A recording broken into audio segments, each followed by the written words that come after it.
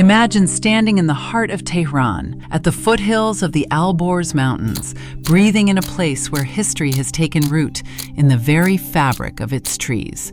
Welcome to Saad Abad.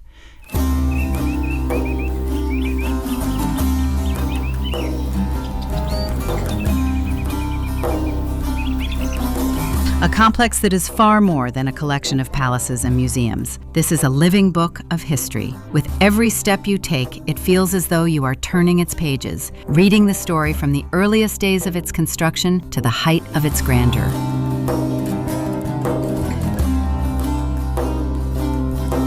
Here you witness the coming of age of modern Tehran with your own eyes.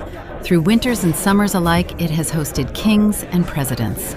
Agreements were forged here, decisions were made, and history moved silently through its corridors.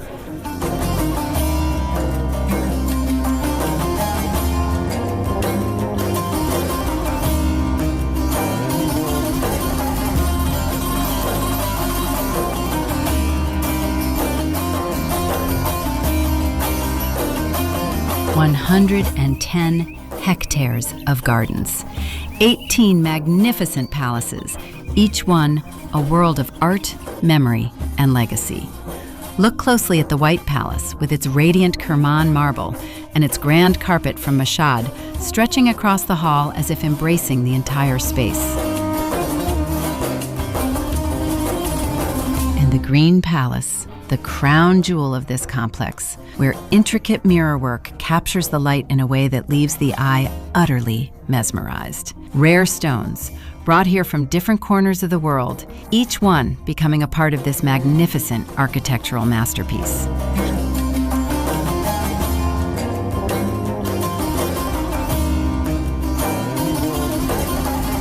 After the revolution, Saad Abad found new life, and its gates were opened to the people. No longer was this beauty reserved only for kings. Families arrived, students arrived, and visitors from around the world came to experience its grandeur with their own eyes, to breathe in the spirit of civilization that lives within its air. This was where the mornings of Tehran began, with the scent of flowers and the presence of history. But one day, everything changed.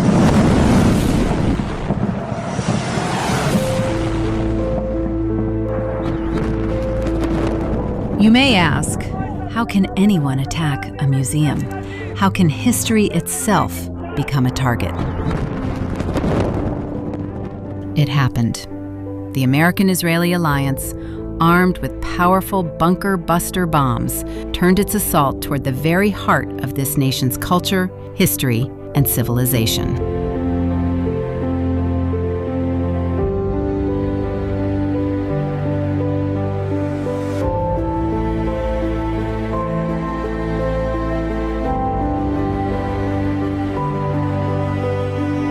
It was as if the earth and the sky trembled together. Several of the most significant buildings within the complex suffered severe damage. The Saad Abad Palace complex was struck in 2 separate attacks, sustaining heavy damage from multiple bunker-buster bombs. The impact zone extended across a radius of 1,200 meters, while damage to the glass structures throughout the complex, spanning nearly 100 buildings, was reported to cover approximately 17,000 square meters.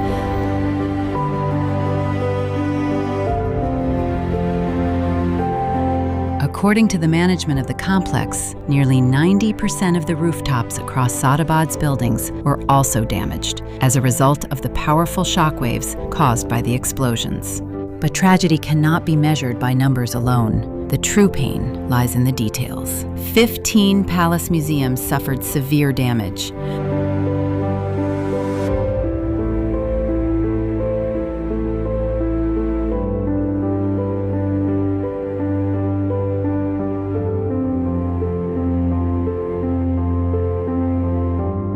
بنده فتح‌الله نیازی هستم، کارشناس ارشد مرامت آثار تاریخی.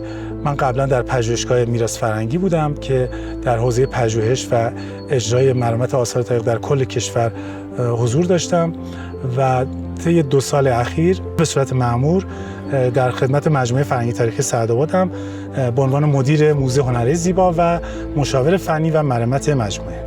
این اتفاق در حقیقت ما از جنگ 12 روزه داشتیم، یعنی جنگ 12 روزه‌ای که در ابتدای سال 1404 اتفاق افتاد. ما کارهای نجات بخشیمون از همون موقع شروع کردیم، ولی در جنگ اخیر در حقیقت ما اینجا در مجموعه آسیب زیادی دیدیم بناهامون، چون مرکز انفجار در عرصه تاریخی مجموعه بود، در ضلع شمالی مجموعه. متاسفانه از بمب‌های سنگرشکن استفاده کرده بودند و موج‌های لرزه‌ای و ارتعاشی باعث شده بود که آسیب زیادی به بناهای تاریخی اینجا وارد شه. از جمله موزه‌هایی که داریم، بیشترین آسیب‌ها رو موزه برادران امیدوار، کاخ موزه سبز و امارت والی دیدن و بقیه موزه‌هامون و بقیه ساختمونامون هم آسیب دیدن که بر اساس درصدهای مختلف و آسیب‌های مختلف.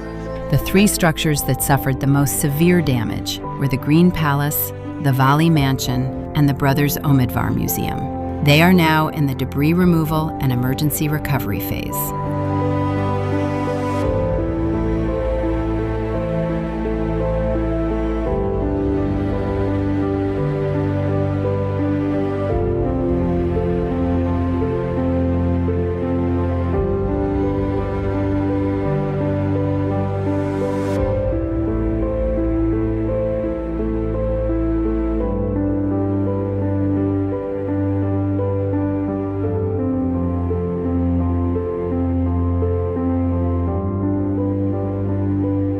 $17,000 square meters of glass that once made the light dance through these halls now lies shattered in countless pieces across the ground.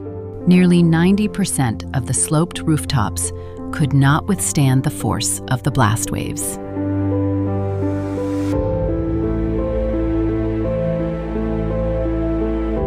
But the deeper wound must be seen here, within the Green Palace, a masterpiece of contemporary Iranian architecture.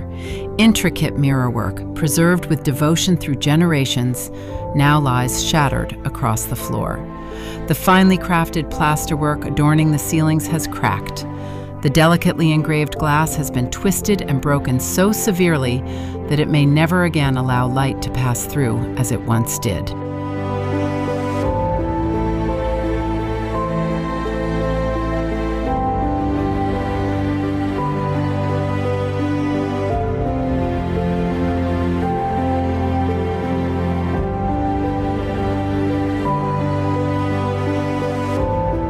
The Valley Mansion, more defenseless than the rest, was struck twice by the force of the blast waves. Its wooden trusses gave way and collapsed beneath the impact.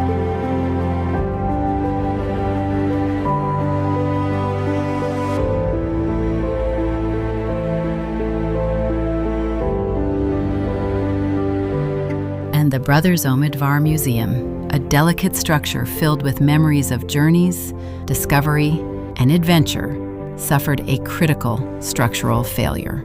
It was not only objects and buildings that were destroyed, a part of a nation's memory was fractured.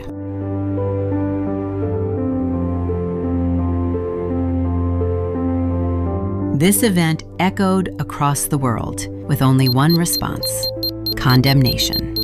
From cultural heritage experts at UNESCO to international media outlets, they all repeated the same phrase: an attack on Iranian civilization.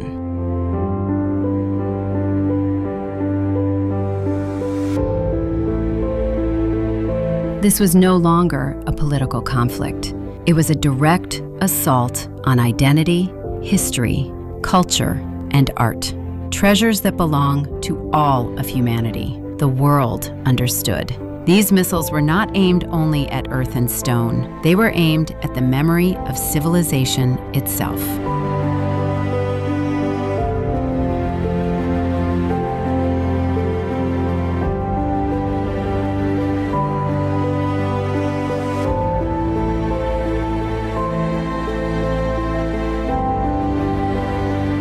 It was a bitter warning to every civilization. In wars like these, nothing is truly safe. Not even a palace museum. Not even the memories of a nation.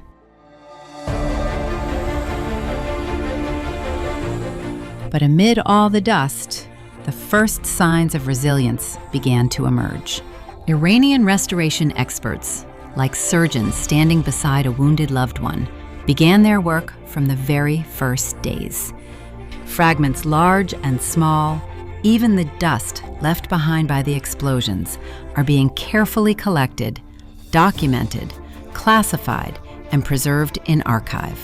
Old architectural plans are being brought out from the archives. Every piece of mirrorwork, every inch of decorative plaster, returned to where it truly belongs. This is not just the restoration of buildings. This is the healing of a nation's soul. This is civilization's answer to destruction. ببینید 100% قابل بازسازیه. 100% قابل مرمت. ما متخصصانی داریم در این حوزه که به زیبایی و اصالت همون خود اولیه خودش این کار رو انجام میدن و مرمت میکنن. یه بخشیش نگاه داشته، یه بخشیش مرمت، یه بخشیش حفاظت، یه بخشیش هم بازسازیه. این بخش مختلف تعمیم و تکمیل کننده همدیگر که ما اینا رو داریم به صورت مدون انجام میدیم. ما الان توی بخش نجات بخشی و حفاظت اضطراری، ولی خب از یک منظر، از منظر اصالت، خب می‌بینیم که این بحران یک بخشی از متاسفانه معماری معاصر ما رو پاک کرده و خب درسته ما مرمتش بکنیم، ولی اون اصالت اولیه خودش رو خواه نخواه نخواهد داشت. ما اتفاقاتی که به عنوان مثال در جنگ جهانی دوم اتفاقات زیادی افتاده برای بناهای تاریخی، برای موزه ها، خب آسیب‌های مختلفی دیدن. همین اواخر در کلیسای نوتردام که دیدین که آتش گرفت، آتش سوزی شد و کاملا از بین رفت. وقتی که از بین رفت، اینها چیکار کردن که تونستن دوباره بازسازیش کنن؟ بر اساس مستندگاری دقیقی که قبلا ازش داشتن کاملا کلیسا رو بازسازی کردن. ما همین کار رو در بناهای خودمون داریم، یعنی مستندگاری دیجیتالی، فوتوگرامتری، اسکن لیزر و اسکن سه‌بعدی که بتونیم اینها رو دوباره بازیابی کنیم، بخشایی که آسیب دیدن و بتونیم اینا رو مرمت کنیم. ببینید اجزا ما یک بخشی پوسته معماری، سقف هاست، شیروانی های فلزی سقف هاست، آرایه های معماری آینه‌کاری، بخشی از خاتمکاری، بخشی از منبت‌کاری های چوب، بعد گچبری و غیره. باز هم برمیگرده به اون مطالعاتمون. ما باید بدونیم که چه ارزیابی کنیم که پوسته هایی که حتی سالمه باز هم آیا آسیب دیدن یا ندیدن، بعد میتونیم ارزیابی کنیم که یه زمان براش مشخص کنیم. اونم برمیگرده به مستندنگاری علمی، آسیب نگاری علمی که بتونیم طرح درمان رو بر اساس زمان مشخص کنیم.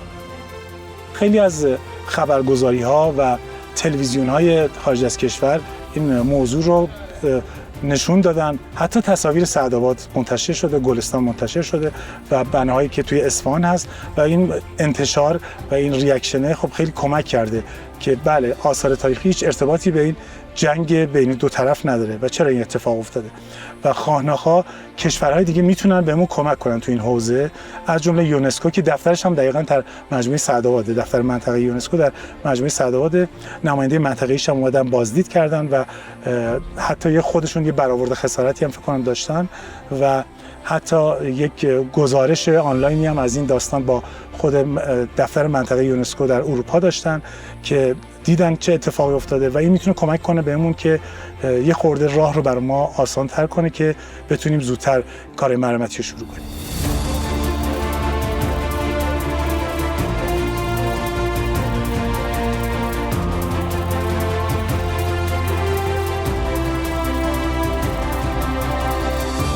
Do you see it?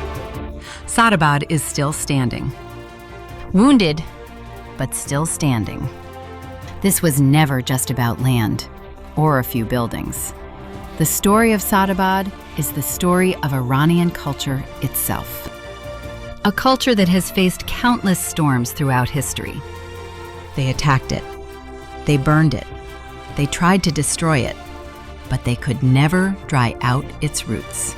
Iranian culture is like that ancient plane tree standing in the corner of the garden, its roots reaching deep into the heart of history. A tree bearing the scars of shrapnel across its trunk, yet still standing tall, proud, and unbroken. The attack on Saad Abad was an attack on these roots, but the wounds it left behind only awakened them even more.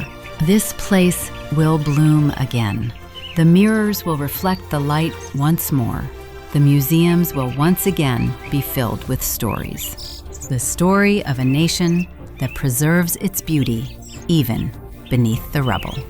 This is where you realize that civilization will always be stronger and far more enduring than fighter jets. This is Tehran. Saad Abad stands wounded, yet proud, and forever dignified in the history of the world.